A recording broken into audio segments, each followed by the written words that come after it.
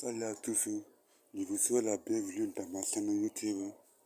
C'est la première fois que je fais cette vidéo. Donc si vous l'aimez, vous pouvez vous abonner.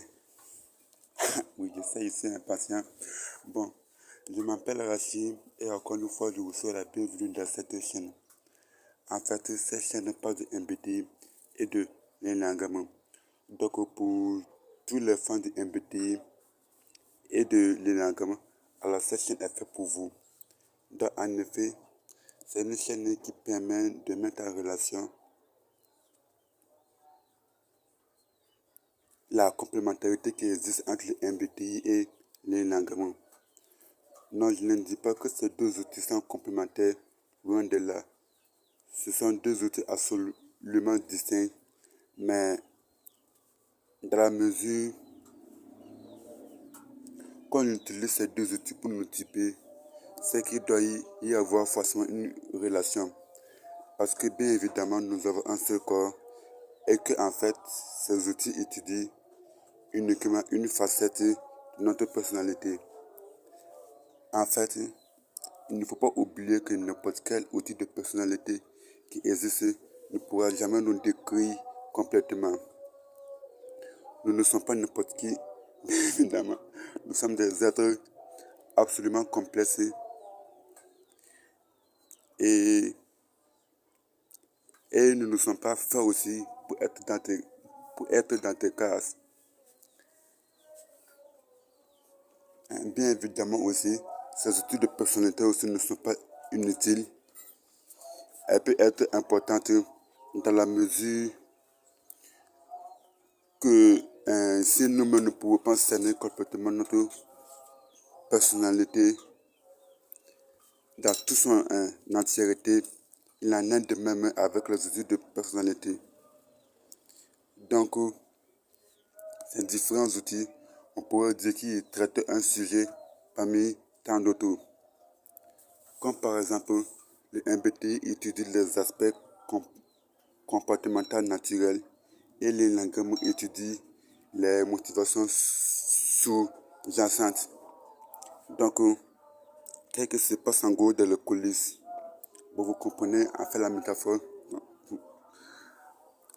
Et aussi, il existe aussi plusieurs outils de personnalité sur Internet. Mais moi, dans cette chaîne, je parlerai uniquement que du MBTI et de l'énagramme. Bon, je me focaliserai plus sur la relation entre le MBTI et l'énagramme. C'est-à-dire, prenons un exemple, je pourrais vous expliquer la différence qu'il y a entre un NRJ 9L8 et un NRJ 4L3. Et je vous montrerai que en fait ces deux types, même si c'est le même type de personnalité MBTI, ils sont totalement différents à cause de leur énagramme. Bon, ne vous en faites pas. Pour ceux qui n'ont aucune idée de MBTI et de l'énagramme, je reprendrai toutes les bases ici dans cette chaîne et vous comprenez mieux par la suite ces deux outils. Bon, je crois que j'ai dit l'essentiel et je vais m'arrêter là. Merci beaucoup d'avoir visionné cette toute première vidéo. Si vous êtes arrivé jusqu'au bout, je vous remercie vraiment. Et je vous invite à vous abonner si vous voulez savoir ou si vous êtes curieux de voir mes prochaines vidéos. Et comme c'est la première vidéo, vous pouvez partager si vous souhaitez voir un de vos proches voir cette vidéo. Et aussi, donnez-moi un pouce bleu aussi si vous avez aimé. Avant de vous quitter, il y a un lien Discord que j'ai mis dans la description. Si vous êtes intéressé de discuter de votre type MBTI ou votre type Enneagramme, vous pouvez venir me rejoindre dans ce lien Discord où on parle comment vous vivez votre type au quotidien.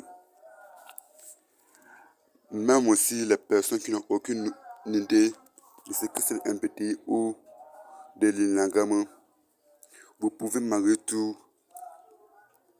nous rejoindre et je me ferai une grande joie de vous expliquer, même si je ferai des vidéos pour les prochaines fois.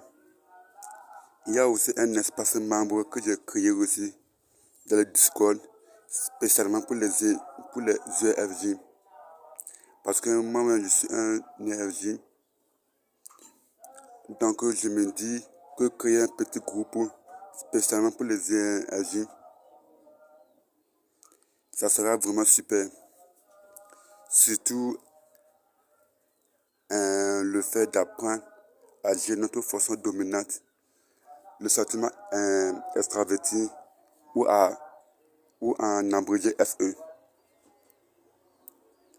Donc les EFJ, si vous êtes intéressé, vous pouvez vous mentionner dans le Discord que vous êtes un EFJ et que vous voulez y intégrer.